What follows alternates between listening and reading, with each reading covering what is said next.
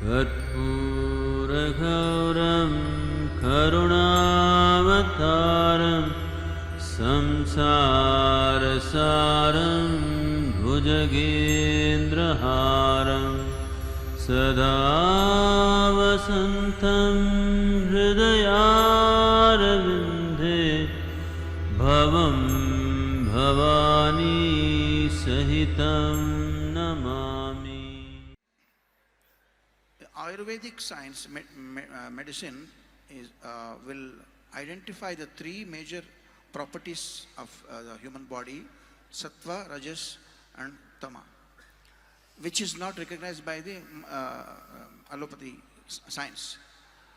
So my question is, when you recognize these three qualities in a body, human body, and differentiate accordingly, how different and how different it will be for a tamasic food consumer, be it non-vegetarian or masala, whatever. In general, a tamasic food consumer, how difficult for him to cope up with the other people in doing like spiritual practices like yoga and other meditation and all. Will it make any difference for the tamasic food consumer and sattvic food consumer? I'm putting it that way. When we say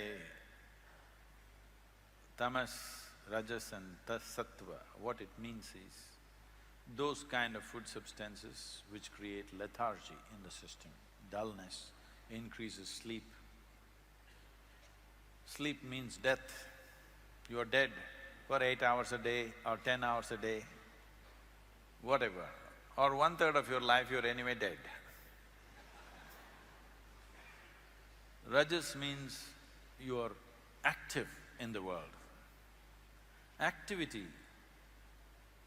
without the necessary awareness, after some time you will get frustrated with activity because suddenly one day when you stop and look, you don't know why you're doing what you're doing. Tamas means you're conscious, it brings consciousness. This is not just in food, this is in us. We are also recognizing foods which support this, that's all. It is not that food will cause these qualities in you. You have these qualities, some foods support that, some foods don't support that, that's about it. Food is not a deciding factor. You can eat garbage and still be a Buddha. But why eat something which doesn't support you and go against it? See, it is like you bought a diesel car and you put kerosene in it. You buy a petrol car and you put diesel in it, it will still go, but it will not function at its optimum. So we should see what kind of food are we designed for. If you look at this fundamentally, there are various aspects which will tell you certain stories about what you should eat. Now, it is not only about human beings, it is about the individual human being. Right now, what is the nature of your quality, accordingly you should eat. If you leave it to your senses know what to eat, how much to eat, how much of what to eat. But because too much education, sense is gone. Everything is by information. What to eat, they will Google and see. If you… initially you said if a farmer can be told about meteorological predictions, if a fisherman can be told about meteorological predictions, how things will happen. I want you to understand, even now, the best fishermen in the world never look at the meteorological predictions. I've been on fishing boats with some people off the African coast and Mediterranean coast. They put their nose up in the air and he says, in 2 hours there'll be a storm, we need to go back. Okay, he never looks at the thing. Because every other creature knows there is going to be a storm. If you observe the fish, they're all behaving… when tsunami happened in southern India, we were the first people to be there. In less than 24 hours, we were there with medical vans and I was personally there. What I noticed was, there were lots of dead bodies, human dead bodies. Cattle which were tied down, they had died. None of the loose cattle had died. Even the donkeys did not die. Even the fish, not a single dead fish on the beach. All of them knew it's coming. Only human beings did not know it's coming. Not only that, in Andamans, we have a Air Force station, they have the best meteorological stuff. They did not know it's coming and the entire Air Force base got really washed up. Why I'm telling this to you is because when we say we are the most evolved life on this planet, what it means is we have the most complex and sophisticated neurological system. If we have the most complex and sophisticated neurological system, we must be able to sense more things than anybody can sense, isn't it? No, don't clap, you're not sensing anything. But now, because of a little cerebral activity, our thought and emotion has overtaken us in such a way, what you think and feel has become paramount. Your psychological drama has become bigger than the cosmic drama. Yes, what you are thinking today, isn't it more important than what's happening in the entire cosmos? So because of this fallacy, because of this misunderstanding, because you're too engrossed in your own psychological drama, you can't sense it. Otherwise, I must tell you this, I was living on a farm in a remote place outside of Mysore many years ago. I hired one guy whose hearing was very bad. Because his hearing is bad, he looks like a fool because he doesn't understand what people say. So in the village, everybody makes fun of him, they call him names and things and, treat him badly. So I said, you come and live on my farm, so he lived on. He will simply sit like this, because he can't have conversations. If I have to have conversation with him, I have to shout at him, he will understand half the sentence. So he simply sits. Suddenly one day he gets up and starts preparing the plough and the bullocks. I said, what are you doing?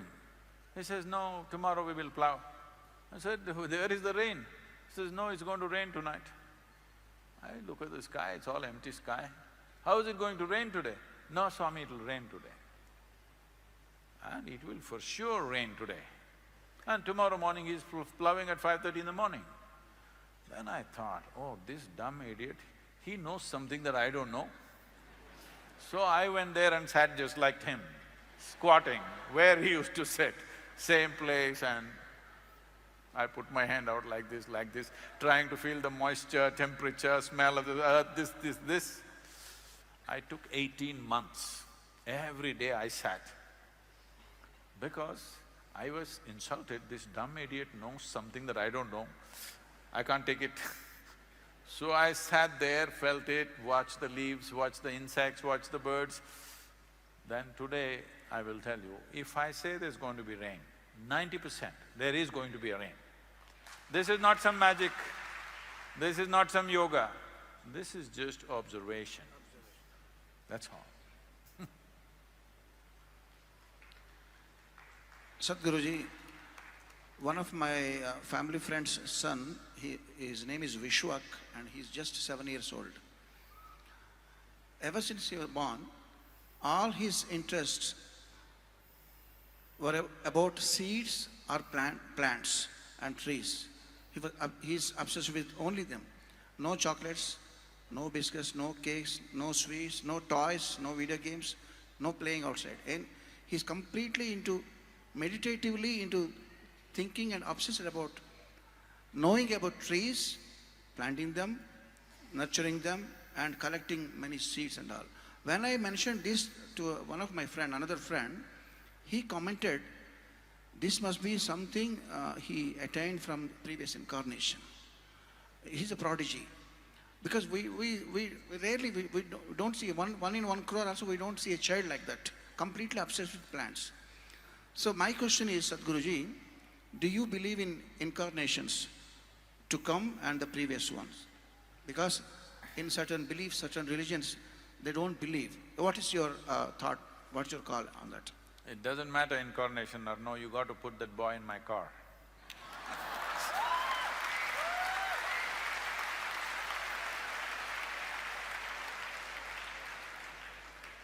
Because very few lives have that much sense as to how life happens. Others never paid attention to anything. There is need for so much entertainment in the world simply because people have no attention for life. If you pay attention to life, you will see it'll engage you in such a way, there is no time for any entertainment. If you just observe one plant growing, it will keep you engaged for an entire lifetime because it's so fantastic. Simply you see, plants are growing. You're a tourist on this planet. Because all the time, all you're doing is take a selfie. Plant, selfie. Tree, selfie. Elephant, selfie. Sadhguru, selfie. You are a tourist. A tourist will not know Hyderabad as a Hyderabadi will know Hyderabad, isn't it?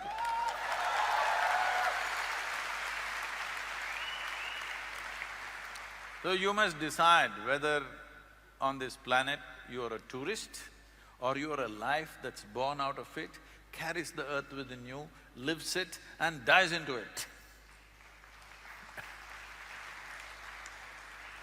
So, one boy, after of many millions that are born every day, one boy, put him in my car. He got your blessings, Sadhguruji. Wherever he is now, he is very lucky to have your blessings. And speaking with you, I just realized one thing, that I forgot that I am a singer. Please sing, sir. I'm recollecting, when you are talking about selfie, I'm recollecting one of the most popular Tamil song. Vanda naal mudal inda naal varai vaanam maaravillai nadiyum maaravillai. No, மாறி போச்சுங்க, மாறி போச்சு, ரொம்ப மாறி போச்சு. Manidan மாறி விட்டான். Because of the man's evil intentions, selfish intention, it happens that. The song, it says man's nature. But my question, Sadhguruji, you're talking about selfies. Wherever you go, you're lost in… you're obsessed with selfies and you're self-obsessed. So this self-obsession, in what kind, 100 years back, would have been in mankind? Because there were no cell phones and there were no selfies. But the nature, this self-obsession nature should have been there, definitely. It's a hypothetical question. Can you kindly guess what kind of obsession that man have Oh, I had? thought you thought I'm more than 100 years, so you're asking me, how was it 100 years ago? Well, I look it maybe, so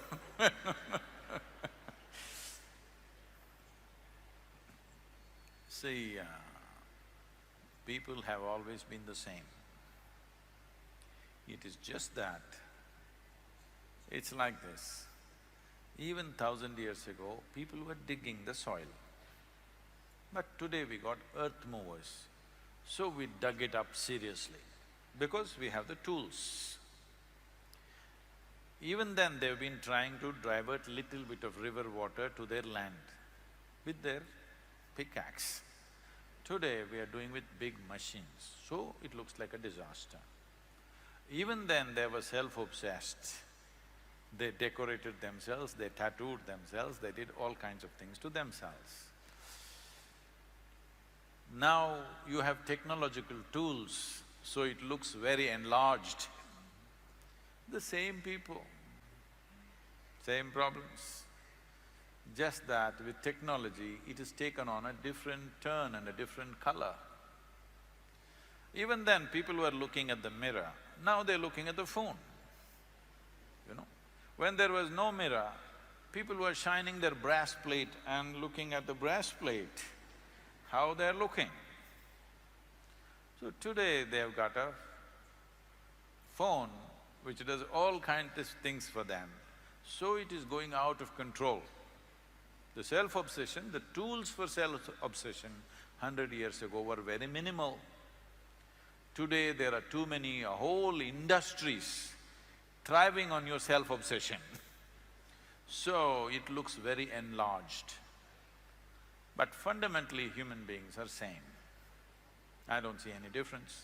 I've been around for more than 100 years, you can see. Sadhguruji, my friend Smita told me that Isha Foundation in Coimbatore is a wonderful place to… Don't believe what she says. I believe in her. And she also educated me about the various courses you conduct there to benefit the body and mind and soul. My question is, so I am used to, know about the colleges right from my olden times. All the colleges, some schools, they practice the admissions to conduct in two kinds. One is donation, whoever can afford, and the other one is by merit. Now, my question is, what is the merit you see in a devotee or in an applicant to be able to join Isha Foundation courses without paying any nominal fee? It's not a complaint, but there must be some merit for some people. What is that merit? I want to define the merit. See, if you want to get into an university, you're looking for a certain kind of competence. If you want to get into your school, a certain different kind of competence. But you want to get into spiritual process. So you must understand this, when it comes to individual bodies, they are differently capable. When it comes to individual minds, they're differently capable. When it comes to the inner dimension, all of us are equally capable. So because everybody has merit, they have to pay donation. Now now the thing is, there was a time when I experimented no donation programs. No donation, just come, free, we will do it. Even now there are many programs which are free. But now we have acquired a certain reputation, so people sit, but even now just see, those few people are walking up and down, they're leaving just now, okay? If they had paid 5,000 rupees, they wouldn't be leaving.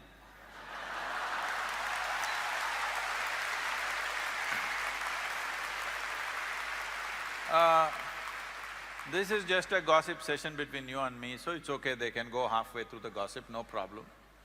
But when I want to deliver a spiritual process, it costs my life. If I don't throw out my energy, it's not going to happen. With words, it's not going to happen. Ask people who have been through the programs, they get blown away. They're not getting blown away by nothing. Because it costs life. You have to throw your life into it. I don't want to throw my life at irresponsible people. And I've seen, unfortunately, it's still true for most human beings. If they say, I'm going to come for this program for 3 days, their word unfortunately is not good enough. In between, if they get a message, Sadhguru, I need to go, they'll say. So make them pay 15,000 rupees. They don't go. There must be a cost, there must be a… Yes. So all our initial programs, first 2 levels of programs, they must pay. But the 3rd level of program, all the advanced programs, there are no fees. By then they have matured, then they're trustworthy. Once they say they will be there, they will be there. So after the 2nd level of program, none of the programs have any fee. I know pretty well that you love to drive a car, good car. There are signboards on the way, an accident-prone zone. That doesn't mean every car passing through that zone will meet with an accident, but it is more prone than the other areas, so that you will be cautiously driving while you are passing the… First of all, no government has any business to say accident-prone zone. Unfortunately, they're saying it. They have no business to say it. They must tell me what is the grade of the road, what is the degree of turn, and I will decide how the hell I should drive.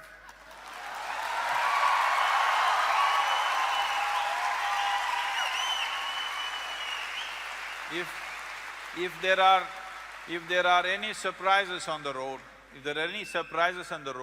there is a broken bridge, there is a deviation, there's a diversion, they must mention that. Why the hell are you telling me it's accident-prone just because some fool went and crashed?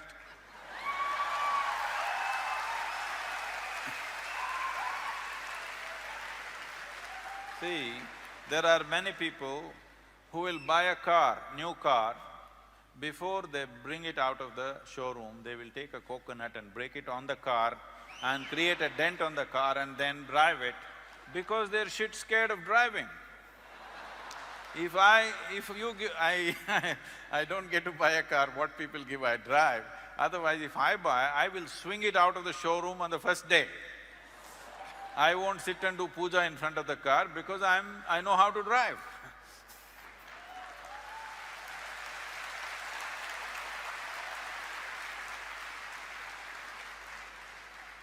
For now, agreed, Sadhguruji, for now. I wish I will have one more conversation with you somewhere else on the same subject. Sadhguruji, See, what is the… No, let's understand this. See, this is all it is. There are many uncertainties. I may be very good driver, but still I can hit something or something can hit me. Always this chance is there, you understand? This chance is always there with every aspect of life, not just with road. So the problem is, because you don't have the courage to handle it, you want to know what will happen tomorrow. If you want to know what will happen tomorrow, one thing that will happen to you is, you will not play today's game well. Yes. And essentially you are a match fixer. That is, you want to know the result before you play the game, you are a match fixer, isn't it? Right now it is… for match fixing in India, there is a 10-year imprisonment. So before you get married, you want to know whether you live joyfully or not. Arey? You have to get married, you have to take responsibility for each other and see that it works. There is no magic to it.